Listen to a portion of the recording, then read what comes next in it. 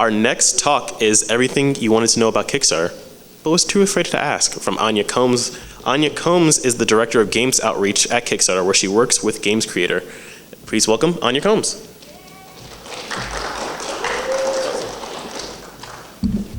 Thanks. I feel like with talks, the first 2 minutes is really awkward because I'm just getting used to everything that's going on. So if you can bear with me for the first 2 minutes of this talk of awkwardness, I would appreciate that. Can I move this iPad? Thank you. See, awkward moment number 1.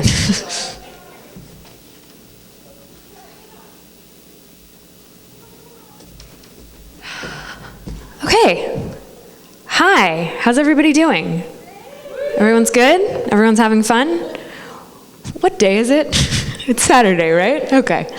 The cool and fun part of my job is I do a lot of traveling. But unfortunately, that means a lot of times I wake up and I don't know what city, state, sometimes country I am in. And I also just never know what day of the week it is. So thank you for confirming with me that it is Saturday.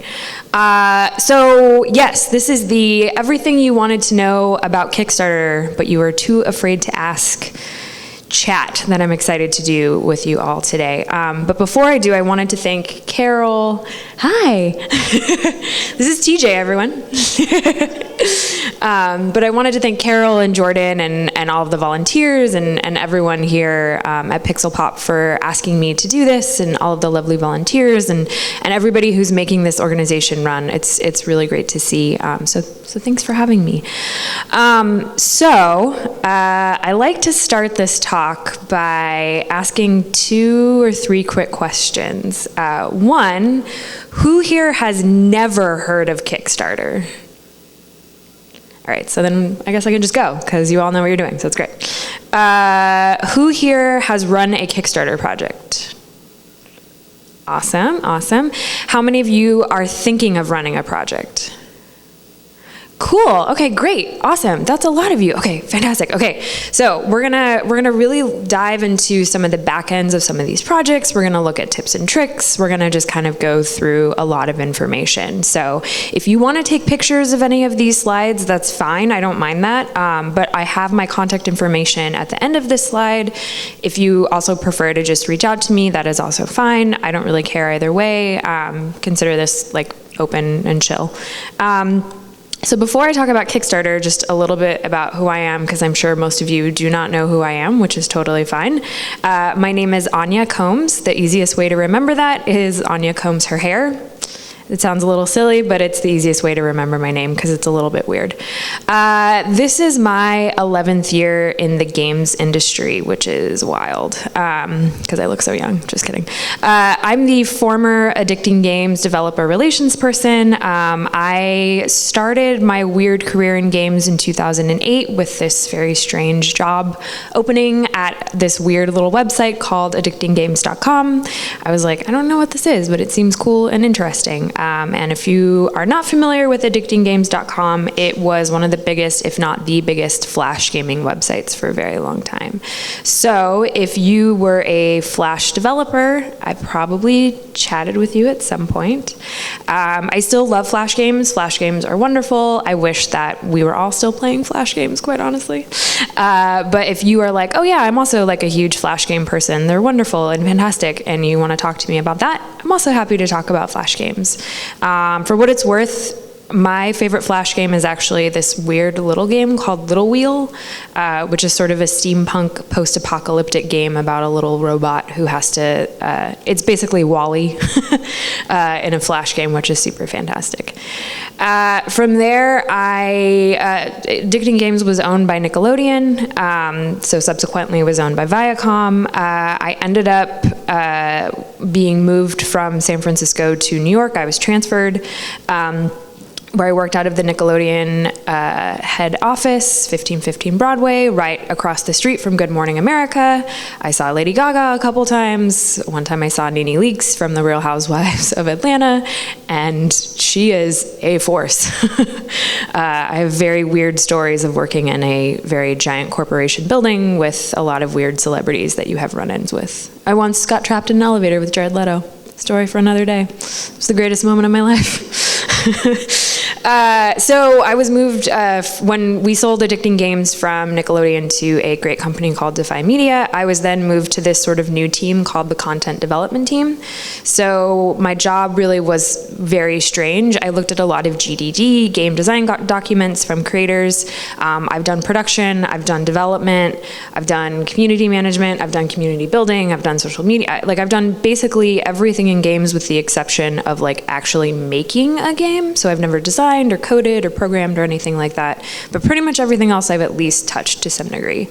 But after about 2.5 years of working in corporate America, I was like, nope. Hate all of this, hate everything about this. And this opportunity at Kickstarter, which was at that time the games outreach lead opportunity, came up. And so I applied, and they've kept me around for almost 4 years. But the greatest thing about my job that I think is fantastic is I get to work with creative people like yourselves. I am a huge advocate and believe that game creators are artists, and I believe that you all should be treated as artists. You all are special and wonderful, and you should have your creativity be brought to life in a very fostered environment. So that is something that I feel like hopefully I'm able to bring to Kickstarter. And speaking of Kickstarter, so Kickstarter's mission is to bring creative projects to life. So we connect people to the projects that they love, whether that is a card game, a board game, a video game, a dance project, an art project, whatever it is.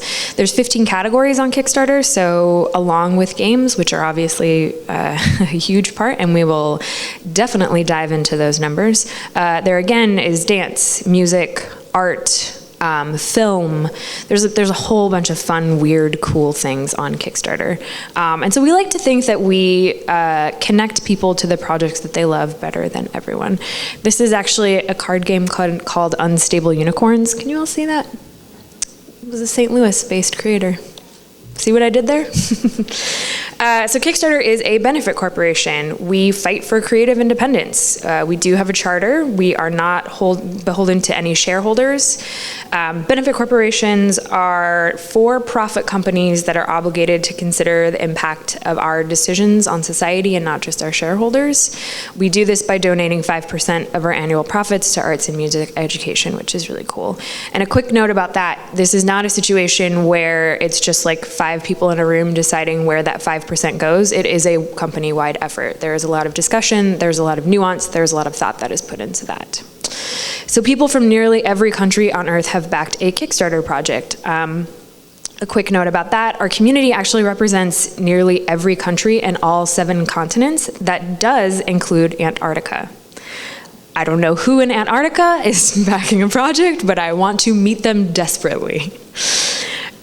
So I'm gonna do a pretty lengthy data dive, so if you are a data and numbers nerd, you have come to the right talk. So Kickstarter has the largest and most engaged funding community.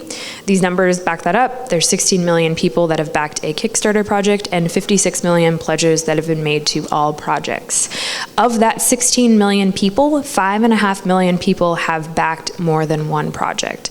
That 16 million is actually a little bit closer to 17 million. We'll probably hit 17 million, if not today, most likely by the end of next week.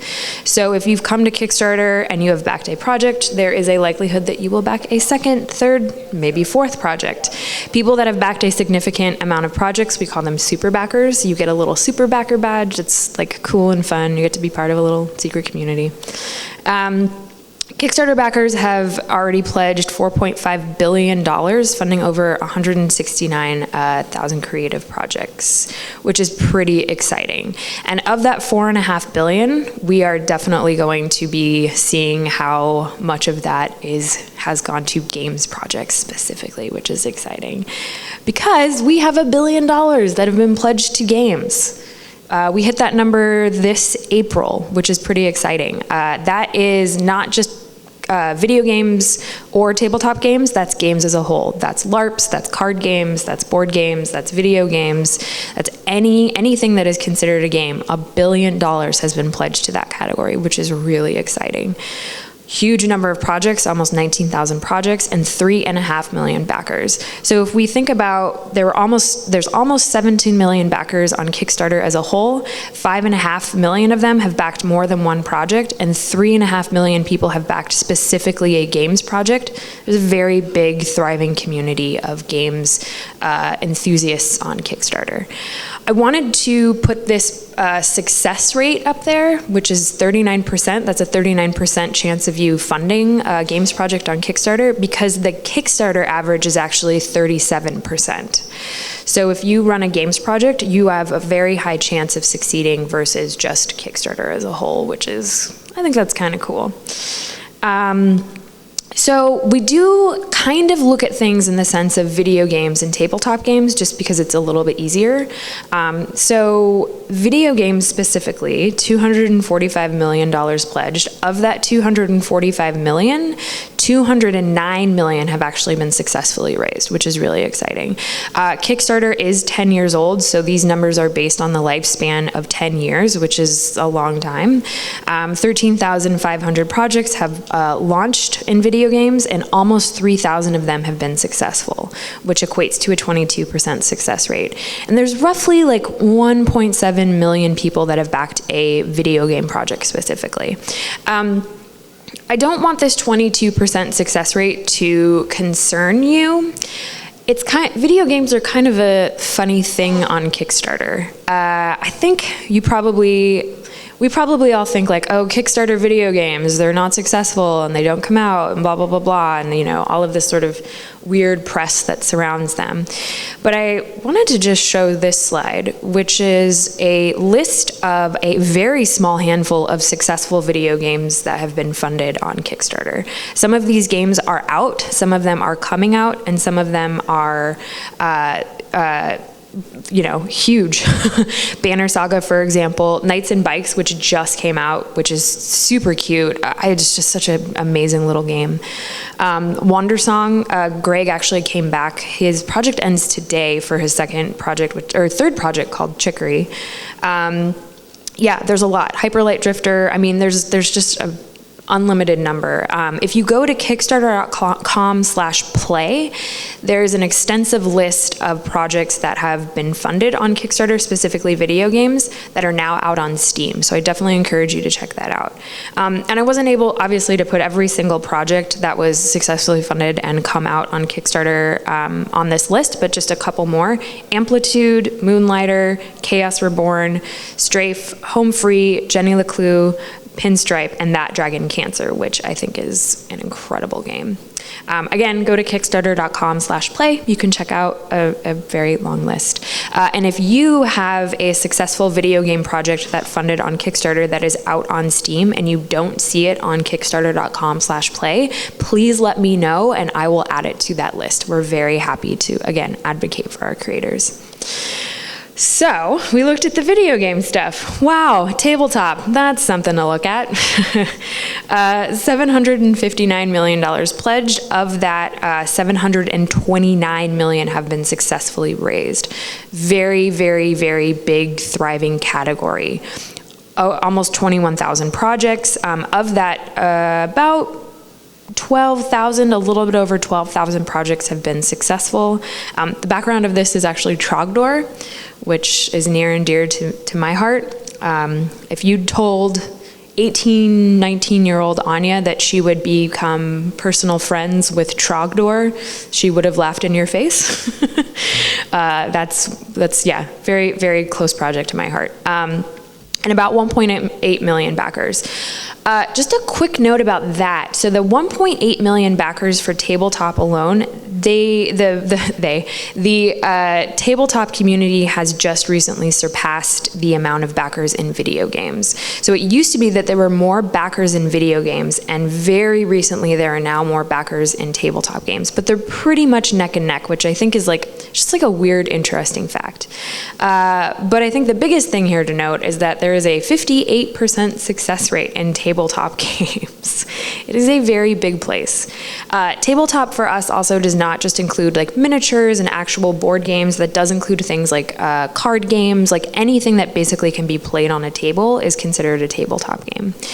I think what's important to note here is one of the reasons that tabletop is so successful on Kickstarter is it is a sort of perfect marriage. I know I want to make the thing with these components. It costs me this amount of money. I come to Kickstarter, I fund it, I make the thing. Video games are inherently more difficult because you have things like development delays, you have personnel changes, you have, there's a lot of things that end up happening with video games. So one of the tips that I didn't put in here, but I will just sort of quickly mention, is if you are thinking of running a video game project, whatever that estimated delivery date is, add 6 months to whatever that estimated date is. Just because, again, who here has experienced a development delay while making a video game? Yeah, like most people have. This is extremely common. And unfortunately, if you're not in the industry, I don't think the general public knows that. So adding a little bit of time to that to that delivery date just kind of puts you up to, it adds a lot of success to you. So before we get into what makes a good project and all of the information that you all are actually looking for, I did just want to quickly note that games in 2019, we had 2 huge milestones. One, $1 billion pledged, which happened in April, which is really exciting. And in August of this year, last month, we had $1 billion raised. So $4.5 billion Kickstarter as a whole, $1 billion of that has gone to games. So if you've backed a games project in the last 10 years, if you've run a games project in the last 10 years, you are a part of this. You are part of our success story, and we thank you. And hopefully you come back and run more projects and back more projects. I did also want to note that the success rate for games as a whole in 2019 is actually up. I believe last year it was 48%, and in 2019 it's 52%. So the success rate is actually increasing as Kickstarter is getting older, which is pretty great. And we're on par to have more backers in 2019 than we are in 2018. So again, very big, thriving community. So you have all these numbers, all this data, all this information, you have success rates, you have, this billion keeps being thrown around because I like throwing it around. But what makes a good project? What is successful on Kickstarter? And I try to look at this from 2 very simplistic perspectives, which is basically a yes list and a no list. So the yes list, gameplay. You need to have gameplay that you can show. And that doesn't mean that you need like an hour of gameplay or a 15-minute demo or anything along those lines. You just need 30 seconds. It's as simple as that. You need 30 seconds that you can show in a video and 30 seconds that you can show throughout your page. And speaking of video, your video needs to be short. So your video should be like 2 to 3 minutes in length. Again, video games, very much so, first 30 seconds needs to be gameplay. If you can put in there kind of like who you are, why you're coming to Kickstarter, that's great. Like, put that information in there. It's not required, but it's definitely helpful. But that 30 seconds of gameplay, I think this is now the 4th time that I've said that. It's extremely, extremely important. Same with tabletop games. What is the game? How do you play it? Show me in 30 seconds, something as simplistic as that. Oh, community building. I think if you did like a quick search on all of the last 4 years of my emails at Kickstarter, I think community building is probably the term that I say the most. Community building is really the heart and soul of Kickstarter. We'll take a look at a couple projects just to kind of highlight this, but community building is basically what determines you being successful on Kickstarter. So typically, there's about 34% of the pledges that come into your project will come in through Kickstarter. So that's things like organic searches, features, promotions, things like that. It's roughly 34%. Again, these numbers fluctuate, but 34% is pretty average. So that means that you as a creator are responsible for roughly 65 to 70% of pledges to come in through the community that you build. What is a community, right? And Totally fair, legitimate question. So a community is not just like your Twitter followers, it's also like anything that's involved in social media. So if that's Facebook, if you're part of a bunch of like online forums or communities, if you know, are super active on Reddit, things like that, that's part of your community. I really stress the importance for video games creators specifically to use Discord. And the reason I stress that is because the way that the algorithms are set up on Twitter and Facebook is unless there is a high level of engagement with the things that you're posting, stuff can get buried or it's just not seen. Discord allows you to manage the conversations that are happening, and it ensures that your community is going to see what you're posting. So you can do things like, you know, Developer Tuesday, where every Tuesday from 7 to 9 p.m. you chat with your community on Discord. You can do an AMA on your Discord. It's a closed network that you're really able to manage versus something like a Twitter and a Facebook where like, I don't remember who tweeted, I think maybe it was Rami that said something like, here's something that I did that's really cool. Oh, but here's a picture of a cat, and the cat's just gonna get more likes no matter what you do. So Discord really allows you to manage what's kind of going on there. Other things are conferences and festivals like this. This is a place to not only grow your community, but you're able to really grow something that is called a mailing list. And mailing lists are extremely effective on Kickstarter. Mailing lists are kind of a weird thing. Like I think we're all kind of like accidentally subscribed to mailing lists that we didn't realize we were subscribed to. And the way that I kind of look at it is like, yeah, if you accidentally get added to a mailing list, it's like, okay, well, I just have to unsubscribe, but it's something as simplistic as that. So what I really tell people is when you're showing your game at a conference like this, if it's PAX, if it's GDC, if it's, you know, MIGS in Montreal, if it's Reboot in Croatia, wherever you are, have a piece of paper and a writing utensil and have people write down their name and their email.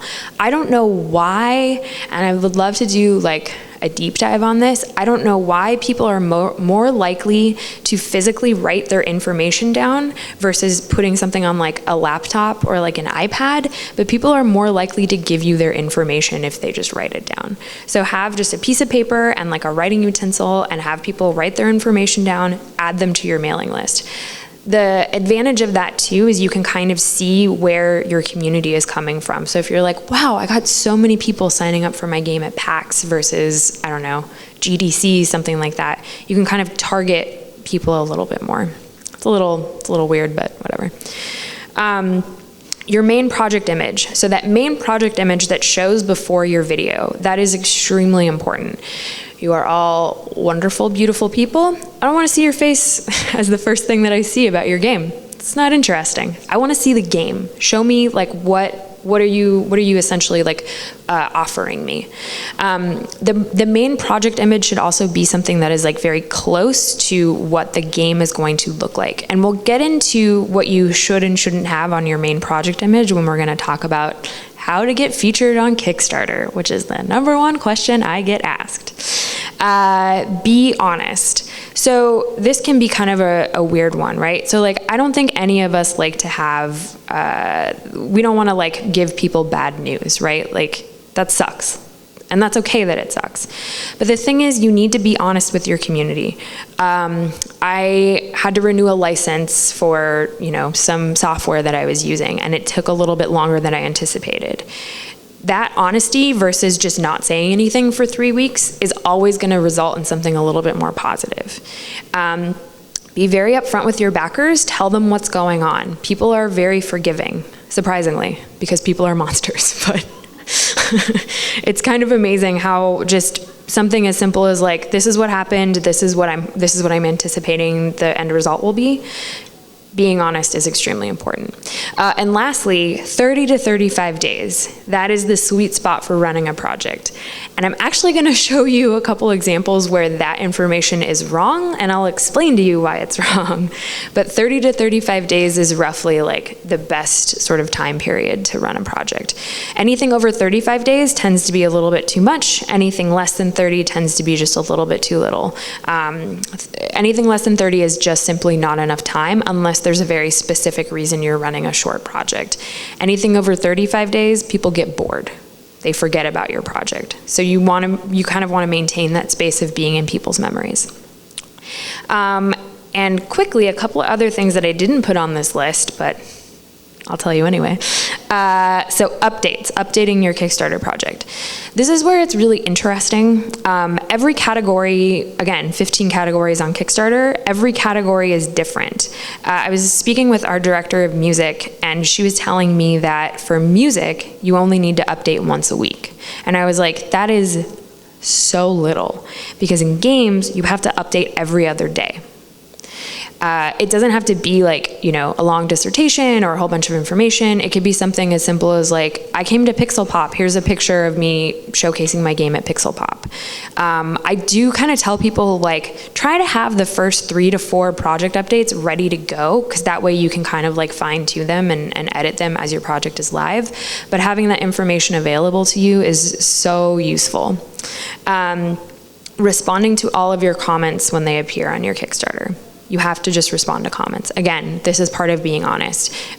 Be communicative. You don't have to, it's up to you how much information you want to provide, but being open and being communicative is really, really key. Reaching out to other creators. So other creators that have run Kickstarter projects, they can say, oh, I spoke with this person who really helped me. I spoke to this marketing team who really helped me. They can also post to their community on their Kickstarter updates, hey, my friend is running a project. And so it's this sort of like really cool cycle of everybody kind of helping each other out. And again, it's amazing how many people are really like willing to help. And lastly, rewards.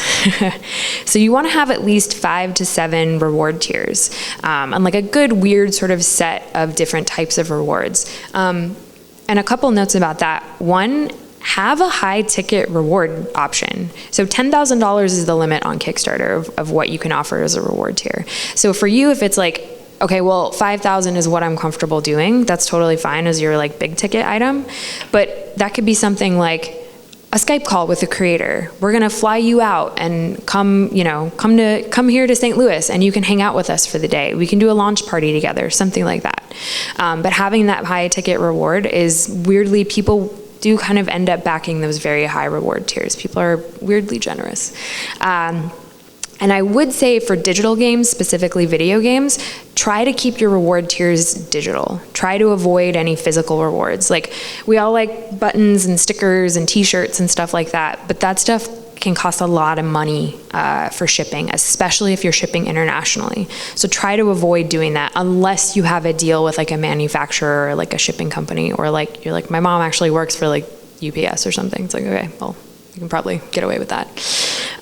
So we looked at what we should do. So what shouldn't we do? So one, not having a video. Guess what? That's not an option. You need to have a video. You don't need to necessarily show your face. You don't necessarily need to have VO, or any like voiceover or anything like that. But you do just kind of need to, again, show at least 30 seconds of gameplay in your video.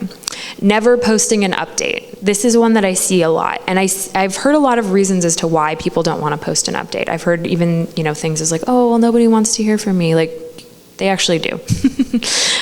People want to participate in your project with you. Post an update every other day. Having a bad launch day. So we looked at 30 to 35 days as sort of that sweet spot of a time period. What do I mean by a bad launch day? So you want to avoid launching and ending your Kickstarter project on a Friday, a Saturday, a Sunday, or any major US holiday. And you might be asking yourself, well, but like Friday is like a big day. Like, people are just like probably, looking at Facebook at work. Maybe they'll check my Kickstarter project out. But how many people also just like leave work early on a Friday or just don't go in on a Friday? Friday, Saturday, Sunday, we see a lower level of traffic on Kickstarter. And any major US holiday, and again, Saturday and Sunday, that's kind of reserved for like you time. So it's like you're with your family, maybe you're with your kids, you're with your partner, you're on vacation, whatever you're doing, just avoid those days. I will say the 2 days that we've seen be weirdly successful are Tuesdays and Wednesdays. Those tend to be very good days to launch Kickstarter projects. Stretch goals. A very contentious topic. I've gotten in deep debates with people over stretch goals. So, you do not want to launch your Kickstarter project with any visible stretch goals. And you might say, well, but doesn't that sort of entice people to like back the project more? And the answer is no, and I'll explain why. So if you have a project that you know you need $50,000 for, and that is your goal, but you say, well, I'm gonna ask for 30 and then put a bunch of stretch goals in there to hopefully get me to 50. What happens if you make $31,000 and you're talking about a $50,000 game? You have to basically make a $50,000 game with a budget of $31,000. You're setting yourself up for a lot of heartache, and you're setting yourself up for a lot of headaches. So try to avoid that at all costs. Ask for $50,000 and spend the time building a community. Stretch goals can also really distract from what the core project is. The stretch goals can get people kind of confused. They can say, I don't really care about this stretch goal. So once you've met your initial funding goal, and using this as an example of $50,000, then roll your stretch goals out. Then it can be sort of an incentive. I think that stretch goals have become a bit of a crutch for the games community, and the thing is, stretch goals are nothing more than incentives of, if I had this money, it's something that could enhance the game. We also don't, like, it's a little tough, but we don't really enjoy seeing stretch goals that are things like, I'm gonna wear a diaper and run around GDC, which is literally a stretch goal I saw, and I was like, what? How is this enhancing the game? Like, avoid sort of silly troll stretch goals. The only exception to that is if it's a bit of a like funny project where it's like, okay, well, maybe there's a character in the game that's wearing a diaper, and it's something like that. And it's something that your community is asking. But typically a stretch goal, again, should just be an enhancement to the existing game. Press reliance. So relying on Kotaku to bring you pledges. So this is where things get a little bit interesting. So press does not just include any sort of like outlets. I'm also talking about bloggers, Twitch streamers, anybody that's sort of like a third party directly affected in the games community. So the thing is, if you're able to get press and you're able to get people to like stream your game, write about your game, talk about your game, blog about your game, YouTube your game, whatever it is, that's great, and you should definitely pursue that. But the problem is, those don't really bring in pledges. There's a lot of reasons why. One, unless there's a direct call to action, like here is the live project, back it now, people just forget about it. Like, how many tabs do we have open at all times? It's just, you have 8 seconds to capture people's attention. So after 8 seconds, and especially with like, here's a pop-up, here's a link here, here's this happening, oh wait, there's this other article, like people just get distracted. Also, there's a lot of Kickstarter projects, so stuff kind of just gets lost in the fold. And then the unfortunate worst truth is that press doesn't like to write about Kickstarter projects as much anymore, unless they've been successfully funded and have come out. That is a much more compelling story than here's another live Kickstarter project. And lastly, ghosting. Don't do it. Don't ghost your backers. Don't ghost your community. Be a part of it. Communicate. Answer questions. Answer comments. So, what if I fail? And this might be like a little bit of just my sort of California hippy-dippy sensibility coming out. I don't believe that there is anything that is a failed Kickstarter project. There's no such thing as a failed Kickstarter project. There are projects that do not fund, but that is very different than a failed Kickstarter project. A failed Kickstarter project to me is when someone has run a project on Kickstarter and they haven't learned anything. That is much more of a failure. So if you have successfully funded and you're like, I didn't really learn anything, I consider that a failure. A project that doesn't fund, that might actually be more of an opportunity. And I say that because I've talked to a number of creators who have projects that haven't funded, but they found a publisher. They found a new community of people that want to participate in the project with them. That is a success story to me. It's not just about money. And the cool thing is, you can relaunch your project. It's totally fine. You don't get like a scarlet letter on you as like a project creator who didn't have a successful Kickstarter project. It's totally okay. It's all good. So we have all of this information. So you've set your Kickstarter project up, you've built your community, you have your 30 seconds of gameplay, you've done all of this great stuff. Now you're gonna come to me and say, okay, but how do I get featured? Right? Number one question I get. So a couple things. One, this is a Project We Love badge. That is a badge that will kind of help your ranking on Kickstarter. Not every project gets it. It's definitely difficult to get. So what do you need to do in order to get this badge? So one, have a strong project image. Again, your faces are beautiful. You're all wonderful people. I don't want to see you as the main project image. It's not compelling. You need to show your game. What is exciting about your game? What makes you happy and, excited to participate? Gameplay GIFs, especially for video games. Take that 30 seconds and make little gameplay GIFs. Again, GIFs, not GIFs. I am correct. And showcase them throughout your page. Here's a little battle sequence. Oh, here's a little conversation between these two characters.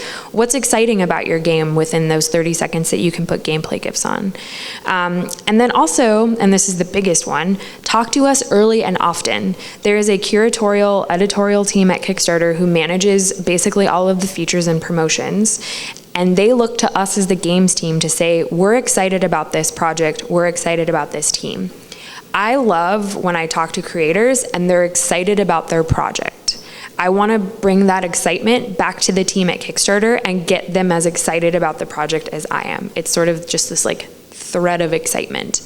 A couple other ways that features happen on Kickstarter, just to kind of note, along with the Project We Love badge, there's also a games newsletter.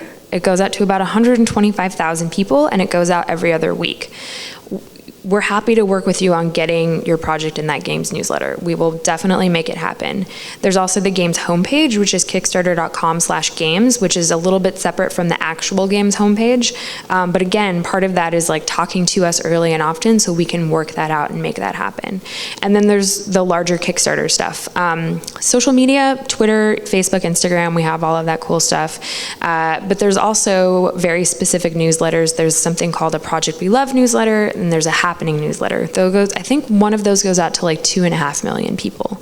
So we want you to participate with us. This is a collaborative effort.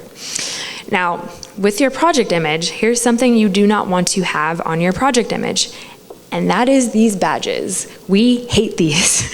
Do not put them on your project. This includes stuff like live now, funded in 24 hours. It just clutters the page, and honestly, if you are excited that your project has funded in 24 hours, guess what? That's an update you can post. There's, an every other day update that you can post to your Kickstarter page, which is so much more exciting than putting it, as a badge on your Kickstarter project. So, we looked at the numbers, we've gone through yeses and nos, we've gone through, how do you get featured on Kickstarter, what are some success stories, and how were they successful? And the first project I want to talk about is local to St. Louis. Oh yeah, see? Who here knows this project? Yeah? Oh my God, yes, awesome. He just left, but this is TJ's project. So this is Noir. I think I'm pronouncing that correctly. It's an experimental food art game / interactive food sim. I think it's here at the festival, actually. So if you have the opportunity to go check it out, it's so weird and awesome and compelling and fun and exciting. And it's just it's perfect for Kickstarter because it's sort of that weird experimental game that publishers are kind of I don't get it. You just play with your food. Yeah, you just play with your food and it's awesome. So just quickly some of the numbers behind here. So this was a 30-day campaign, again, within that 30 to 35-day window. TJ funded on October 8th, 2017, so 2 years ago. He made almost $30,000. We'll say almost $30,000. His goal was $25K, and he achieved 116% of his goal, which is really exciting and fantastic. And he had 1,127 backers. He also posted 5 updates total. That's the only thing that I would have told him to do differently, is to post more updates. So I have a couple of slides like this just to kind of talk about some of the projects. And this is essentially what you see if you go into your dashboard on Kickstarter. This is all of the information that you're going to need. There's obviously a lot more sort of on the back end, but just a quick screenshot is all I'm really able to show because I'll be honest, I'm bad at internet and don't know how to put GIFs into Keynote. So if someone wants to teach me how to do that, that'd be great. So there's so many interesting things happening here, but I think 2 things that I want to note. So if you look at this pie chart, right? So I told you that about 34% of pledges are going to come in through the Kickstarter community. TJ's was 19%. And I think one of the reasons that happened is because TJ has a community of people that love and support him, and that's why this project funded. That's the orange part of the pie here. That's the external community. The Kickstarter community was kind of like, we don't exactly know what this is. That's not indicative of the project. That's not indicative of the creativity genius behind TJ. That is just indicative of the Kickstarter community going, what's happening? I don't get it. So TJ really galvanized his community, and 33% of his pledges actually came in through Twitter, which is really, really cool. But one of the reasons I also wanted to show this is if you look at this line graph here. Oh, can you all, sorry. If you look at this line graph. So you all can hear me, right? Yeah. Cool. Advantage of being a sax player, I have amazing lungs. So if you look right here, right, this is day 1, day 2, this giant spike, this is pretty indicative of most Kickstarter projects. Your first 24 to 48 hours, huge amount of people come in and pledge to your project because it's like, oh, it happened. What ends up happening here at the end, so it looks a little scary, right? You're like, oh my God, is he gonna make it? What's happening? And the thing is, a couple notes here. One, this part here is taller. This is what we call the project plateau. And every single creator experiences this plateau, whether you fund in an hour, whether you fund within the last hour of your project. Every single creator experiences this plateau. This is where I get emails from everybody that's like, oh my God, my project's not gonna fund. And I'm like, just like chill, man, it's gonna be okay. Part of that is because if you look at the tail end of this project, there's a bit of a spike that happens towards the last 48 hours of a project. And I'll explain what that is in a minute. But I did want to quickly note that TJ actually showed his game at Indiecade West during the funding cycle of this project. Him showing at Indiecade is one of the reasons that he was so successful. He showed it to a community who were like, oh, we get this, this is cool, this is amazing, and they came to Kickstarter and backed the project. Showing it at conferences when you're live, if you have the opportunity, it is, I mean, there's so many stars that need to kind of line up to make that happen, but if you're able to do that, that can be really successful. But one of the reasons this spike happened, and you'll see this spike at the end of most projects, is because there's a little remind me button that people can click at the bottom of Kickstarter projects. If you're like, I'm not really ready to back this project, either like, I have to pay my rent this month, I have other bills. Still to this day, the best reason somebody said they had to wait to back a Kickstarter project, my wife has to approve my credit card transactions. I was like, I have so many questions. You know, look, finances happen. It's okay. But if you're like, I just kind of want to see what's going to happen to this project, when you, as a backer, click that remind me button, there is an email that will be sent to you during the last 48 hours of a project that says, hey, there's 48 hours left in this project. Do you want to back this project? And that is why we tell people 30 to 35 days, the first 48 and the last 48 are the most important cycles of your project. That last 48, there is a giant number of projects that do end up funding the last 48 hours just because of that remind me button. Luke Crane, the head of games at Kickstarter, had a project that funded in the last, I think, 4 hours of his project. He ran out of the building, ran around the block, and then came back in, like hands doing this. So it's okay. But that remind me button is really, really powerful. So, second project I want to look at, Boyfriend Dungeon. Who here has?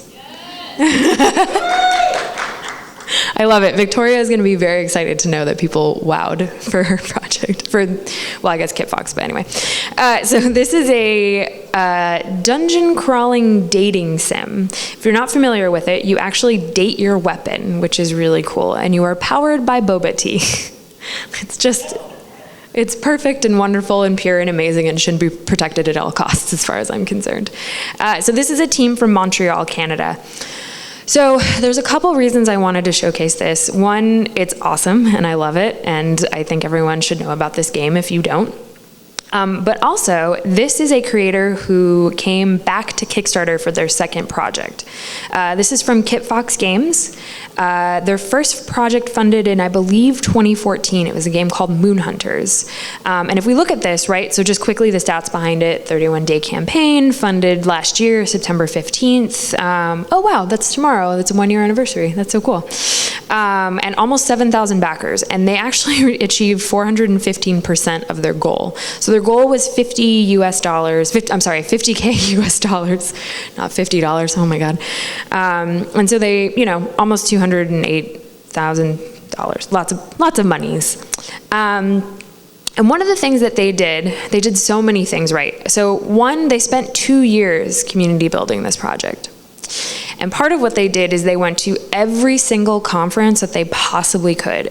Small, big, medium, didn't matter. Local, international, anywhere that they were able to show this game, they did. And they got people extremely hyped for the game.